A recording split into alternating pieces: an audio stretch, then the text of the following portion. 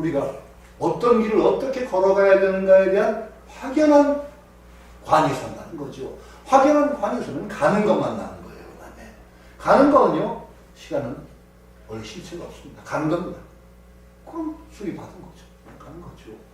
저는 이렇게도 읽습니다. 이 부분은. 그래서 요건 다산 정약용 같은 이들이 이제 새롭게 대학을 보면서 너무 관념적으로는 보지 말고 어떤 득이라든지 이런 것들을 완전히 최상승을 얻으리라니 그런 거보다 우리가 방편을 제대로 얻는 것, 이게 중요하지 않냐, 이런 식으로 해석했는데 저는 거기서도 굉장히 중요한 시사를 얻었습니다. 그래서 이 부분은 물론 이대로 의미가 있지만은 이 부분도 제가 첨언을 해두고 싶어서 말씀을 드리는 겁니다. 굉장히 중요한 부분입니다. 자, 그 다음에 99쪽까지 한 거 읽는 게 중요할 것 같아요. 여기 이제 일단 8.5로 가기 전에 오늘 그까지 그냥 뭐 이제 대개 얘기했으니까 99쪽을 읽죠. 강해. 명덕을 밝히지 못했을 때는. 아니, 맞나요? 아니에요. 아니요. 아니다. 강해를 네, 강의 번역을 읽어야지. 네. 처음 명덕을 밝히지 못했을 적에 온전히 망상과 사려를 써서 기교하고 수도하니. 주탁이라고 얘기해야 됩니다. 주도가 아니라 주- 깨알을 탁입니다. 음이. 주탁을 도수라고 할 때는 도 주탁을 하니 비록 옳으나 옳지 못한 것이다. 무슨 까닭이냐? 진실이 아니기 때문이다. 지금에는 자성의 광명으로서 가지런히 두루 관찰하고 아울러 비춰서 모든 정상과 다른 양상들이 모두 다 하나의 이치에 돌아가니 그러므로 왜곡히 잘 이루어서 하나도 유실함이 없다. 그것은 얻은 바가 있는 것이 아니고 그 생각이 아닌 생각과 얻음이 없는 얻음인 것이니 그러므로 잘 생각한 후에 능히 얻는다고 말했다. 그는 우연히 법도에 합한 것이 아니고 특별히 잘 생각함으로써 말미암아 합해짐을 말한 것이다. 그렇죠. 마지막입니다. 망상과 사려의 개교가 아닙니다. 그 주탁이라는 건 주는 산까지 주자인데 이게 점친다는 뜻입니다. 원래 탁은 헤아릴 탁이라고 해서 주탁 합해가지고 이렇게 따져보고 헤아린다는 뜻을 합니다. 이것은 주탁의 사료로는 얻지 못한 것이다. 진실로 더 편안한 뒤에 환히 밝혀보는 그 사료가 아니다. 그렇죠. 그렇게 딱 봐야 완전한 그 고요해진 후에 열을 통해서 얻는 것이야 하나도 빠짐없이 소상하게 다 이뤄낼 수 있는 그것이 된다는 거죠. 그건 또 사실은 어떤 의미에서 그 감상대사가 억지로 되는 게 아닌 그런 의미가 있어요.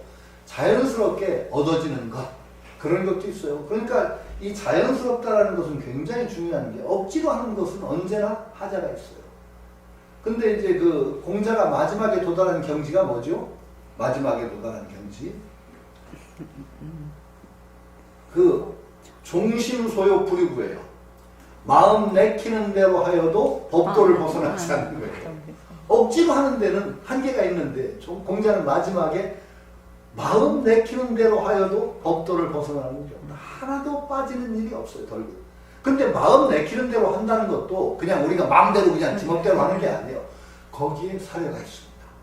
그러니까 그 사례가 밝아서 자연스럽게 나를 이끌어주고 동동거리는 사유가 아니라 그것을 자연스러운 행동으로 이끌어주는 사료가 없는 게 아니에요. 성인은 그냥 무심하다 그래서 그 무심이 아니에요. 그러니까 우리는 글자에 매달리면 무심하다. 성인은 무심하다? 에휴, 천만의 말씀이요. 성인 굉장히 자상합니다. 굉장히 자상하게 여기 위곡이라는 말이 나오죠. 위곡이라는 건 자세하다는 뜻입니다. 복진하게 굽이굽이 자세하게 잘 이루어서 하나도 유실함이 없는 게 성인의 사례예요. 굉장히 우리는 무심하다는 말이 그런데 그 무심이라는 건 뭐냐? 무심이라는 그때 무심이 우리가 동동거리며 사고하는 그게 없다는 때 무심한 것처럼 하는데 그게 진정한 사례인 거예요. 그 무심이라는 것에 대해서 오해하지 마세요. 성인이요. 아주 생각을 자세히 자세하게 하십니다. 그러나 그 생각이 아주 대연스럽게 일어나서 남들이 보기에는 동동거리는 거 하나도 없고 막 애쓰는 것도 없는 것 가운데 되니까 참 무심히 하는 것 같죠? 아닙니다. 굉장히 위곡 자세하게 분별하게 따져서 생각하는 겁니다. 그런데 거기에 억지가 없습니다. 생각이. 억지가 없기 때문에 행동도 자연스럽습니다. 그게 있는 것이 하나도 없는 사례가 나오는 거예요. 그게. 이게 굉장히 중요한 거죠. 저는 제가 이제 불교 처음 할 때 그 도사를 무심도사라고 생각했지. 무심도사. 감정도 없고 무심해가지고 다 그냥 수염이나 대빨 지르고서 다 흔들려도 끄떡도 안 하는 게 도사의 본분이다. 이게 제가 꿈꾸던 도사였어요. 근데 수혜령 때문에 내가 얘기했잖아요. 수혜령 군대 갈 때야. 백봉 선생님이 군대 간다고 중국집에 그때 돈도 없을 때였구나. 중국집에 짜장면 먹고 그랬을 거야 아마. 그런데 그때 백봉 기억하시는지 몰라요. 수혜라, 네 그 군대 제대하고 또 여기 이제 짜장면 먹지 뭐 그렇던가 그러면서 눈을 굴소고 하신 거야 백봉 선생님이. 수혜령이 참 지극하게 무영도사님이 수혜령이 지극하게 모셨거든. 그런데 중국집에 그러시는데 그때 저는 이제 백봉 선생님 몇 지 얼마 안 됐거든요. 무슨 가짜 도사가 이런 도사가 있고. 나 무심한 도사는 말이 진짜 아주 초연할 줄 알았더니 수연아 뭐 어쩌고 너 어쩌고 방금 눈물이 이거 가짜 같단 말이죠. 저 진짜 그런 느낌이었습니다. 그렇게 다정다감하고 자상합니다. 제가 많이 하시고 근데 그게 무르르 나중에 우리 백봉 선생님이 성질머리 참 고약실한 분이에요. 아주 정말로 얘기해서요. 아주 정말 지랄 받은 분이에요. 진짜요. 그런데 제가 처음에 그렇게 무심도사를 생각했던 사람이 백봉 선생님을 처음 봤을 때 어떻게 했어요? 이거 사이비였단 말이지. 그런데 그렇게 한 게 어떻게 6개월을 모시고 있게 됐단 말이죠. 계속 침식을 받들면서 그러니까 그렇게 수혜령도 참 시kin 분이 그렇게 침식을 선생님 아랫목이 주시죠. 은목에서 그러면서 그 6개월 있은 사람은 아마 드물 거예요. 그렇게 많지는 않을 거예요. 근데 그때 정말로 바닥이 잘 안 보이는 느낌. 우리 사람을 가까이서 모시다 보면은 좀 바닥이 보이잖아요, 사람이. 그런데 그게 아니야.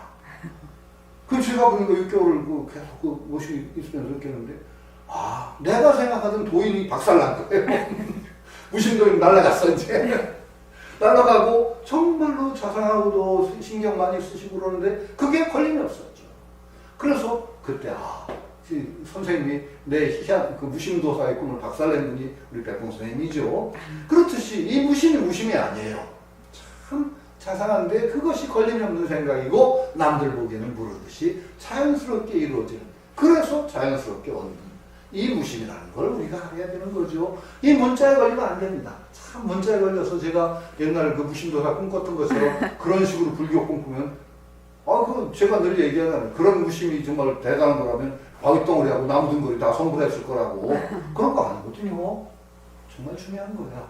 그 무심, 그 무심이란 말이 무심이 무엇인가를 정확히 알아야 돼요. 우리 그냥 동동거림의 그 불안과 이거 시키는 사례가 없이 자연스럽게 통찰하고, 그게 무심이고, 그렇게 해야 비로소 거기서 얻어지는 것이 명택이다. 이렇게 얘기하고 있는 것이죠. 그러니까 하나도 그럴 때 버림이 없이 저절로 되듯이 얻어지는 것, 그 위곡하여 하나도 버림이 없다. 그래야만 진실로 얻는다.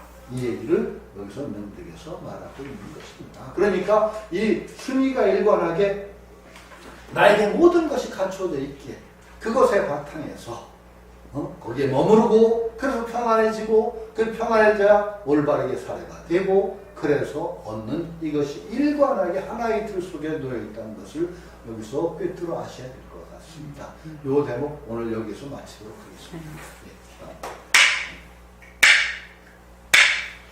고맙습니다.